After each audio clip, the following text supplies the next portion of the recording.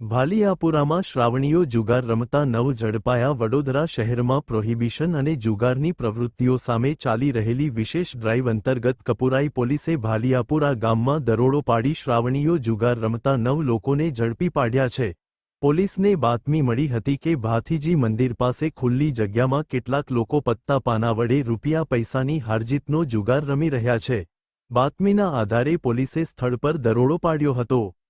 દરોડા દરમિયાન પ્રણવ ઠાકરડા સહિત કુલ 9 ઈસમોને ઝડપી પાડવામાં આવ્યા હતા.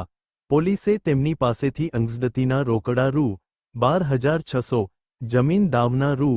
980, 2 મોબાઈલ ફોન કિંમત રૂ. 10,000 તથા પત્તા પાના મળી કુલ રૂ. 23,580નો મુદ્દામાલ કબજે કર્યો હતો. આ મામલે કપુરાઈ પોલીસ સ્ટેશનમાં જુગારધારા કલમ 12 હેઠળ ગુનો નોંધાઈ કાયદેસરની કાર્યવાહી હાથ ધરવામાં આવી છે. કાર્યવાહી પીઆઈડી સી. રાઓલ અને પીએસઆઈ કે. ડી. પરમારના માર્ગદર્શન હેઠળ પોલીસ ટીમે કરી હતી.